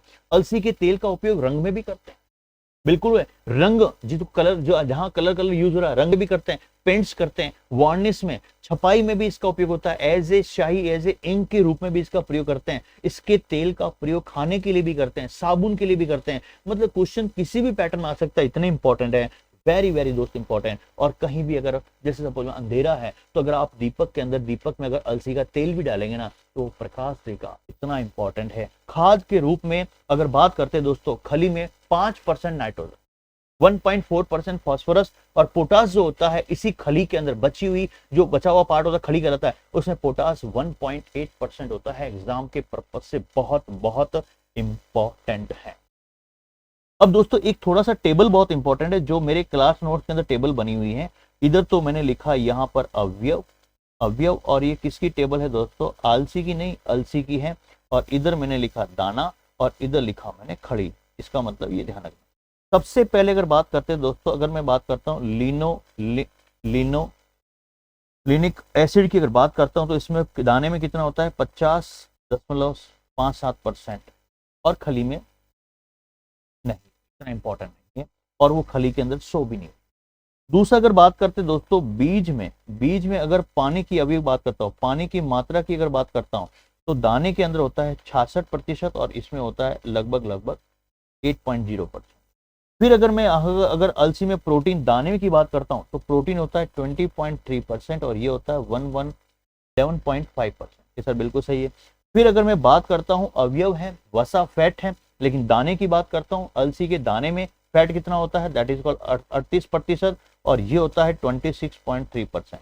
अगर मैं कार्बोहाइड्रेट की बात करता हूं तो अलसी के दाने में अगर कार्बोहाइड्रेट की बात करता हूं, ये दोस्तों खली की बात करता हूं, खली के अंदर यहाँ पर लिनोलेनिक नहीं है, और यहाँ पर लिनोलेनिक 50 से लगभग 50% है, और बीच में पानी की मात्रा 66 और खली में 8% है, और ये एग्जैक्ट डाटा है। कार्बोहाइड्रेट की बात करता हूं तो 29% होता है दोस्तों, और यही अगर खली की बात करते हैं कार्बोहाइड्रेट 10.8% होता है। फिर मैं अगर बात करता हूँ रेशा, इसका मतलब दाने में अगर बात करते हैं तो 4.8% रेशा होता है, जबकि खली के अंदर 31.2% खली में होता है। और दोस्तों यही अगर मैं खनिज की अगर बात करता हूं तो दाने में होता है 2.4%, और यही अगर खली की बात करते हैं तो 1.0%। ये टेबल इंपॉर्टेंट है, हो सकता है कि आपको वहां पर कथन सत्य है असत्य है, ये क्वेश्चन आपको वहां पर क्रॉस हो सकते हैं, क्योंकि एग्जाम के अंदर क्वेश्चन है ना सटीक सा है, ये ध्यान रखना। मतलब एक एक चीज को बहुत इंपॉर्टेंट मैंने बहुत अच्छे से इसको एक्सप्लेन किया, आपके दिमाग में सेट रखना है, कभी भी क्वेश्चन किसी प्रकार का यहाँ पर गलत नहीं होगा। एग्जाम के पर्पज से हमें बहुत सटीक से मेहनत करनी है, अच्छे से आपको जो है प्रॉपर तरीके से देखना है, हर चीज को देखते हुए अपने को आगे बढ़ना है, क्योंकि एग्जाम के अंदर क्वेश्चन है ना सटीक चाहिए। तो इसीलिए थोड़ा सा आपको वेट एंड वॉच करना पड़ेगा और दिमाग में सेट करना सटीक से। और अभी मैं आपको बीच में एक रणनीति लेके आऊंगा, बहुत सारी चीजें मैं आपको जिक्र करूंगा, बहुत सारी चीजें बताने वाला हूं कि कैसे हमें तैयारी करनी, इन कम दिनों के अंदर हमें कैसे सटीक से जो है तैयार करना है। अब दोस्तों अगर मैं यहां पर अगर बात करता हूं, नेक्स्ट आता है दोस्तों नारियल। नारियल की बात करते हैं, मेरे काकोसा न्यू नारियल, न्यू एकदम नारियल लाए, सोने का नारियल लाए, क्या दिक्कत, फील तो करो। मेरे काकोसा न्यू नारियल लाए, इसका मतलब दोस्तों काकोसा से क्या निकलेगा, दैट इज कॉल्ड कोकोस, काकोसा कोकोस, और न्यू से क्या निकलेगा, दैट इज कॉल्ड न्यूसीफेरा। ये क्या है, ये वानस्पतिक नाम है नारियल। और कुल की बात करते हैं, यार ऐसा कैसा नारियल लाया जिसमें पानी नहीं है, तो इसका मतलब नारियल की बात करते हैं तो एरिकेसी, ये इसके फैमिली का नाम है, दैट इज कॉल्ड कुल से बिलोंग करता है। नारियल किस कुल से बिलोंग करता है, एरिकेसी। एडोकेडो नारियल लाए कि जिसमें पानी भी नहीं है, एरिकेसी। काकोसा न्यू नारियल लाए, कौन सा, सोने का, इसका मतलब कोकोस न्यूसीफेरा, ये इसका वनस्पति। अब दोस्तों सबसे इंपॉर्टेंट बात ये है कि अगर मैं यहां पर थोड़ा सा अगर मैं बोलूं ना, आपके दिमाग में सेट करूं ना, कि तेल निकालने के लिए फल तोड़कर उनकी तीनों फल बित्तियों को हटाकर भ्रूणपोष होता है ना, उनको अलग कर लिया जाता है, और सूखे हुए भ्रूणपोष जिसे खोपरा बोलते हैं ना खोपरा, वाटकिया, खोपरा अथवा गरी कहते हैं, इसमें 60 से 65% तेल होता है। मेरी बात को सुनना, तेल निकालने के लिए फल को तोड़कर उनके 3 फल बित्तियों को हटाकर भ्रूणपोष को अलग कर लिया जाता है, सूखे हुए भ्रूणपोष को जिसको हम खोपरा बोलते हैं, और उस खोपरे से हम तेल निकालते हैं। इसका मतलब उसमें 60 से 65% तक होता है। खोपरा के टुकड़ों को रोटरी जो मशीन होती है ना, घूमती है, रोटरी मिल्स में एक्सप्लेरर जिसको आप लोग बोलते हैं, द्रव चालित मशीन होती है, उनमें दबाया जाता है, जिससे उनमें उपस्थित तेल निकाल दिया जाता है। इसका मतलब बहुत इंपॉर्टेंट है नारियल। क्वेश्चन आता है खोपरे में तेल की मात्रा कितने % होती है, 60 से 65%। अगर आपने खोपरा खाया है या काटा है तो आपके आसपास ऑयली हाथ हो जाते हैं, ये आपने सुना होगा। दोस्तों मेन इंपॉर्टेंट क्या है, नारियल का तेल वनस्पति, अगर बात करते हैं वनस्पति वसाओं के वर्ग में आता है, बिल्कुल सही बात है, नारियल का तेल वनस्पति वसाओं के तेल में आता है। इसका मतलब ये है कि 24 डिग्री सेल्सियस से कम ताप पर यह ठोस होता है। इसका मतलब लेस देन 24 डिग्री सेल्सियस पर यह सॉलिड होता है, ये ठोस होता है। और सबसे इंपॉर्टेंट बात यह है कि इस तेल का साबुनीकरण मान सबसे अधिक और आयोडीन नंबर सबसे कम। साबुनीकरण मान सबसे अधिक होता है और यहां पर आयोडीन नंबर जो होता है वो आयोडीन नंबर जो है उसका कम होता है। ये आपके दिमाग में सेट करना है एग्जाम के पर्पस में। अब दोस्तों यहां पर एक चीज इंपॉर्टेंट है, इसके अंदर जो अगर बात करते हैं वसीय अम्ल की, अगर बात करते हैं, मैंने यहां पर वसीय अम्लों की अगर मैंने जिक्र किया है तो सबसे पहले अगर बात करते हैं दोस्तों लोरिक अम्ल, बहुत इंपॉर्टेंट है। लोरिक अम्ल जो होता है 44 से लेकर 45% के आसपास, ये एग्जैक्ट डाटा लिखा रहा हूं। अगर यहीं पर अगर बात करते हैं दोस्तों दैट इज कॉल्ड, जिसको आप लोग बोलते हैं मिरिस्टिक एसिड की अगर बात करते हैं, और ये मिरिस्टिक एसिड कितना होता है 13 से लेकर 18.5% के आसपास होता है। फिर अगर बात करते हैं दोस्तों, that is called palmitic acid की अगर बात करता हूं तो 7.5% से लेकर 10.5% के मध्य होता है, पामेटिक एसिड भी होता है। फिर अगर बात करते हैं दोस्तों, यहां पर अगर बात करते हैं कैप्रिलिक एसिड की अगर बात करता हूं तो 5.5% से लेकर 9.5% होता है। फिर अगर बात करते हैं दोस्तों यहां पर कैप्रिक एसिड की अगर बात करता हूं तो वो होता है 4.5% से लेकर दैट इज कॉल्ड 10%। और यही अगर दोस्तों मैं अगर सीधी से अगर बात करता हूं ओलिक एसिड की अगर बात करता हूं तो 5% से लेकर 8.5%। और यहीं पर अगर दोस्तों बात करता हूं वेरी वेरी मोस्ट इंपॉर्टेंट, जिसको आप लोग कई बार बोलते हैं लिनोलिक एसिड की अगर बात करता हूं तो 1% से लेकर और ये चलता है 2.5%, 2.5%। फिर अगर यहां पर दोस्तों मेरा कहने का मतलब एक ही चीज, मेरा कहने का मतलब ये है कि ये जो एसिड है ना, कई बार इसमें से क्वेश्चन का कथन सत्य असत्य हो सकता है, कौन सा एसिड नहीं पाए, कौन सा एसिड है, इसलिए चीजें लिखाने की जरूरत होती है। बाकी आपको नॉर्मल आता है कि नारियल का तेल का जो है वो खाने में भी यूज करते हैं, इसके अतिरिक्त साबुन बनाने में भी करते हैं, जो आपके जितने भी कॉस्मेटिक आइटम है उसमें बनाने भी करते हैं, आपके लुब्रिकेंट जो बनते हैं उसमें भी करते हैं, सेविंग क्रीम में, शैम्पू में आता है, सौंदर्य जितने भी जो होते हैं, जितने भी आपके जो जितने भी सौंदर्य के पार्ट उसके अंदर भी तेल का यूज होता है। और सबसे इंपॉर्टेंट है औषधियों में भी इसका उपयोग होता है। त्वचा त्वचा के मलहम आपका हाथ जलता है, आपका हाथ जलता है तब घर में दादी माँ नानी माँ बोलती है कि नारियल और तेल लगा दे, और नारियल का तेल लगाते ही वो भाग कैसा पड़ जाता है, ठंडा हो जाता है। अब खुद देखिए ना, घर में जब कोई अंगुली जल जाती है या रोटी सेकते सेकते अगर कोई भी अगर जैसे अगर स्टीम लग गई या फिर कहीं अगर आग लग गई या फिर आपको कोई मतलब त्वचा जल गई, आप तुरंत नारियल का तेल लगाते। रीजन क्या है, वो भाग ठंडा हो जाता है। इसका मतलब एज ए हम औषधि के रूप उपयोग में भी इसका मलहम के रूप में भी करते हैं, दैट इज कॉल्ड, जिसको आप लोग स्किन जो है वो स्किन के ऊपर जब कहीं जल जाती है तो उसको आप लोग ठंडा महसूस करने के लिए, बचाने के लिए। तेल निकालने के बाद बच गई खली, तेल निकालने के बाद अगर बच गई खली तो इसको मतलब जैसे बच गई खली तो इसका मतलब बच गई खली को क्या बोलते हैं, इसका मतलब पूनक कहते हैं। ध्यान रखना, नारियल के तेल की अगर बात करते हैं, नारियल के तेल इसका मतलब तेल निकाल दिया आपने, उसकी बच गई खली को पूनक कहते हैं, जो पशुओं के लिए बहुत ही उत्तम आहार होता है। इसीलिए बोलते हैं कि नारियल के तेल से निकाल दिया तो उसकी बची हुई खली का जो उपयोग अगर पशुओं को दे तो भयंकर दो तो पशु का शिकार होता है। पशु दबा के लबा लबा के जीभ को लटका लटका के रबड़ रबड़ के उस खड़ी, ये इंपॉर्टेंट, जैसे आप टूट पड़ते हैं ना काजू कतली के लिए, उसी प्रकार नारियल के तेल का, अगर नारियल की अगर कोई भी अगर खड़ी बच गई, पशु के मुंह में जबरदस्त भयंकर पानी पानी आता। लाओ रे फटाफट का लाओ, मैं तो चेपू। इसका मतलब वो पशु भी वहां पर क्या करता है दोस्तों, इंतजार करता है। ये एग्जाम के पर्पज से बहुत इंपॉर्टेंट। तो मेरा कहने का मतलब हमें जो चीजें ना, हमें चीजें प्रॉपर तरीके से देखनी पड़ेगी ये चीजें। अब दोस्तों खसाखस ट्रेन हो या बस या ट्रैक्टर ट्रॉली हो या कोई भी हो, खसाखस भरी हुई है जिसको आप लोग बोलते हैं खस। इसका मतलब ये है, अगर मैं इसको समझाऊं आपको, खस के बैठी हैं, खस के बैठी है। लेकिन जब कोई नाराज होता है तो बोलता है वट आया, तो वट क्यों है था, तो वट का ना है, वट का मतलब गुस्सा क्यों है, तो बोलते हैं ना खस के बैठी और इतो वट है, खस के बैठी है। इसका मतलब ये है किसी परिवार के अंदर ऐसा होता है, वो खस के बैठी लेकिन फिर भी उसके वट आया हुआ, क्या वट आया हुआ ये नहीं पता है, कि मेरे को ये साड़ी दिला दो ना, मेरे को ये गहना दिला दो। क्यों दिला दे भाई, मेरे को मकान दिला दो, मेरे को BMW कार दिला दो, मुझे दुनिया घुमा दो। क्यों क्यों, जितना लिमिट होगा उतना ही करेंगे। इसका मतलब ये है कि खस के बैठी है, खस के बैठी है। अरे यार इतनी कमाई नहीं है तो कहां से अपन ये घूमेंगे, कहां से BMW लाएंगे, कौन सा गहना खरीदेंगे, हमारे पास कुछ है ही नहीं। तो इसका मतलब वट मत रखो, खस के बैठी है लेकिन फिर भी वट रखो। खस के मतलब कि पकड़ पास में, इसका मतलब खस के बैठी है तो भी थारे, तो भी थारे वट आया, तो भी थारे वट आया। इसका मतलब खस है तो यहां पर दोस्तों ये वट है ना, वट बोलते हैं थारे वट आ जेला।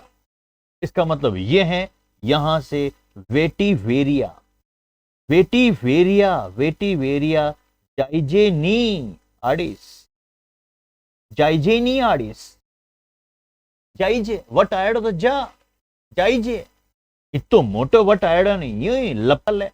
इसका मतलब ये है कि वेठी वेरिया जायजे नहीं, इसका मतलब आईडी। इसीलिए बोलते हैं कि मस्त रहो, स्वस्थ रहो। मतलब कहने का मतलब दाल रोटी मिल रही है ना, वो सबसे बढ़िया, वो सबसे बढ़िया है। शांति उसी में। ज्यादा पैसा है तो दिक्कत, कम पैसा है तो दिक्कत, मस्त रहो, स्वस्थ रहो, अच्छे रहो। अपन तो बिल्कुल ये है कि मैं तो पूरा प्रॉपर ज्ञान देता रहता हूँ, आधा अधूरा ज्ञान कभी देता ही नहीं। मुझे कहीं बोलते सर इतने सारी गहराई पढ़ाते हो, क्या मतलब ये है कि मेरा स्टूडेंट मुझे याद कर। मुझे कहने का कई बार बच्चे बोलते हैं आपने बुक निकाल दी, मार्केटिंग नहीं, कहाँ करने की जरूरत है मुझे मार्केटिंग? मैं क्यों करूं मार्केटिंग? मार्केटिंग के लिए, मार्केटिंग वो करता है जिसको बिजनेस मतलब पैसा कमाए। हम तो बिल्कुल वो है कि बच्चों के पास में कंटेंट पहुंच जाए अच्छे से। आप लोग देखो, आप देखिए जिनके पास बुक पहुंची है ना, या कोई बच्चे ऐसे कमेंट करते हैं कि बुक लेने के बाद, आप मेरे रिव्यू देखो ना आप लोग उसमें कम्युनिटी में जाकर, उन बच्चों ने इतना अच्छा प्यार स्नेह दिया है, और वो मैंने अपनी शिद्दत से मेहनत से लिखी है। एमसीक्यू तो बहुत शानदार, मतलब जो एनसीईआरटी की सीरीज बनाई ना मैंने 600 क्वेश्चन की, अगर वो आपने हिला दी, अगर वो आपने बिल्कुल जमा दी, दही की तरह जमा दी आपने, तो गारंटी कहता हूं एक भी क्वेश्चन बाहर नहीं जाएगा। मैं पार्ट ए और पार्ट बी के अंदर मैं आपको ये कहता हूं कि पार्ट ए के अंदर 2 सब्जेक्ट है जो कंप्यूटर की मैं अभी जो है आपको डालने वाला हूं। कहां पर? एप्लीकेशन पर आपको पीडीएफ मिलेगी और आप उसका प्रिंट आउट भी निकाल सकते हैं। बहुत शानदार उसके क्वेश्चन, 6000 प्लस क्वेश्चन है।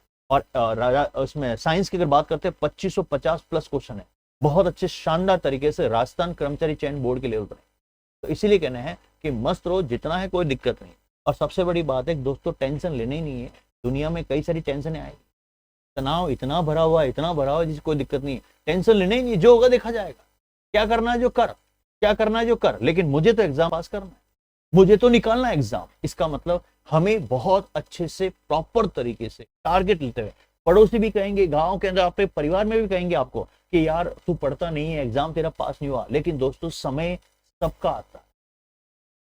जितना पत्थर कोटा स्टोन का मजबूत होता है ना, उतना के उतना संगमर। इसका मतलब कोटा स्टोन की भी वैल्यू होती है और संगमरमर के पत्थर की भी वैल्यू होती है।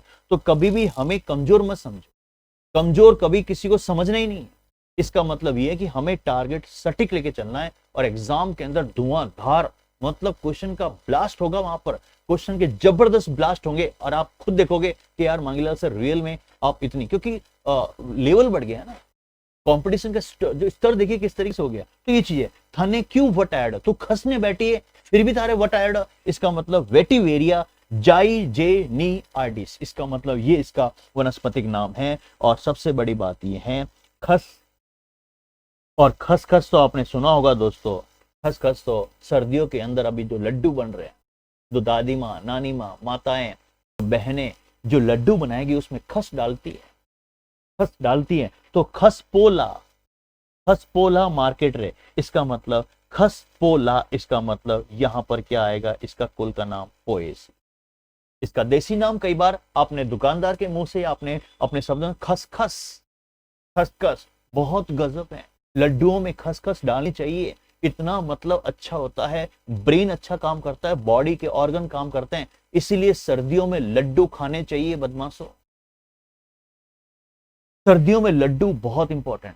उड़द के साथ में अगर बात करते हैं, आटे के हो गुड़ का मिलाकर मतलब गजब बनते हैं। मतलब कहने का मतलब उसमें बादाम, काजू, किशमिश और ये घी, मतलब देसी घी भैंस का, जबरदस्त लड्डू, और इतना स्वाद आता है उसके अंदर कि आप खाते जाओ। इसका मतलब दोस्तों ये है कि गुड़ हमारे बॉडी के अंदर, गुड़ के क्यों खाते हैं लोग, गुड़ का हलवा क्यों खाते हैं? क्योंकि गुड़ हमारे शरीर में हीट करता है, और सर्दियों के अंदर आपकी बॉडी के अंदर आप बात करते हैं क्योंकि ठंड बहुत ज्यादा है, आपकी बॉडी बिल्कुल, आपके हाथ और जो पैर है ना, अंगुलियां बिल्कुल थोड़ी थोड़ी जमने लगती। ब्लड के सर्कुलेशन के लिए ये सर्दियों के लड्डू बहुत इंपॉर्टेंट। आगे पढ़ेंगे अपन हिपेरिन, हिपेरिन इसका मतलब हमारे बॉडी के अंदर लीवर में हिपेरिन और फिब्रिनोजन, ये दोनों इंपॉर्टेंट है। इसका मतलब ये दोस्तों, हमें एग्जाम के अंदर क्वेश्चन सटीक से पढ़ना है, हमें बहुत अच्छे से पढ़ना है, क्योंकि क्वेश्चन कहीं से भी आ सकता है। इसका मतलब वट आया हुआ है तेरे को, वेटिवेरिया, ये शब्द आपको रखना है। तो खसखस का, खसखस भारत का प्राकृत पौधा है, नेचुरल पौधा है। इसकी खेती संपूर्ण रूप से ट्रॉपिकल, इसका मतलब उष्ण कटिबंधीय और उपोष्ण सब ट्रॉपिकल क्षेत्रों में की जाती है। पहला इंपॉर्टेंट पॉइंट है जो धमाकेदार मैंने आपको बोल दिया। दूसरा इसके अंदर इंपॉर्टेंट है, ये बहुवर्षीय घास है, ये बहुवर्षीय घास है, और सबसे इंपॉर्टेंट बात है कि खस का तेल का उपयोग हम एज ए जितने भी प्रकार के कॉस्मेटिक आइटम है उसमें भी करते हैं, इत्र बनाने में, सेंट, इत्र, पेय, जो शरबत बनाने में भी इसका करते हैं। शरबत पीने से जो ठंडक आती है ना, आपको ठंडा महसूस होता है ना, वो इसी से होती है। इसका मतलब उत्तेजक के रूप में भी करते हैं। रेफ्रिजरेटर की अगर बात करते हैं, इसका मतलब आप प्रशीतक के रूप में भी काम करते हैं। और इसका उपयोग, सबसे इंपॉर्टेंट बात है, पेट में अगर गैस बन रही है तो भी इसका उपयोग करते हैं। कहीं भी पीड़ा हो रही है तो वहां पे भी उसका यूज करते हैं। गांठिया वाले जो जो रोग होते हैं, कमर में दर्द होता है, मोच लग गई, उसके उपचार में भी इसको करते हैं। और वेरी वेरी मोस्ट इंपॉर्टेंट, इसका मतलब खस का तेल बहुत इंपॉर्टेंट है और कॉस्टली भी होता है, महंगा भी होता है। ये कई बार एग्जाम के अंदर क्वेश्चन।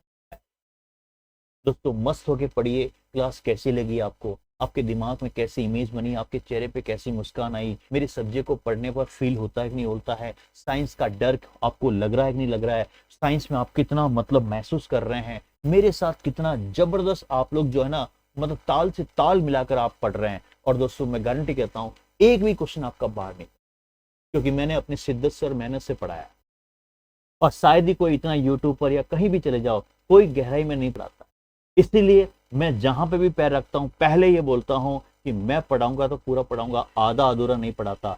आधा अधूरा पढ़ाने का मेरा मतलब मेरे मिशन में ही नहीं है, मेरे जहन में भी नहीं।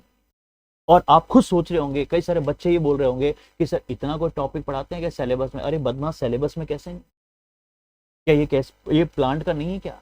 आप पादपों का और जंतुओं का आर्थिक महत्व नहीं? और मैंने शानदार जो क्लास नोट्स देखे ना, आप सिंपली अगर क्लास नोट्स भी पढ़ लेंगे ना, सिर्फ क्लास नोट्स ही पढ़ लेंगे ना, इसका मतलब हंसले की जो क्लास नोट्स है वो भी आपके लिए बहुत काम आए। इवन ये एग्जाम नहीं, आप आने वाले हर एग्जाम में पास होंगे क्योंकि कंटेंट को मैंने लिख। ठीक है, मस्त रहिए, स्वस्थ रहिए और शानदार रहिए दोस्तों। आज के लिए इतना ही, फिर वापस मिलते हैं। थैंक यू सो मच, एक नई उम्मीद और नए जोश के साथ। जय हिंद, जय भारत। मुस्कुराते रहिए, टेंशन मत लीजिए, मस्त रहिए, टेंशन नहीं लेनी। टेंशन होती नहीं है, और जो होता है ना वो अच्छे के लिए होता है। और बेस्ट करते रहिए, क्योंकि जब शिद्दत से और मेहनत से अगर आप लोग काम करते हैं ना, तो उसका कहीं ना कहीं रिजल्ट सामने। Thank you so much. जय हिंद, जय भारत। और आपको बता दूं कि ये क्लास नोट्स में फिर बता दूं आपको कि ये क्लास नोट्स आपको इस पैटर्न में, बहुत शानदार क्लास नोट, इतने शानदार क्लास नोट। ये जो चीजें मैंने लिखी ना, सारी की सारी चीजें लिखी ना अलसी के बारे में, वो सारा आपको यहाँ पैटर्न। जय हिंद।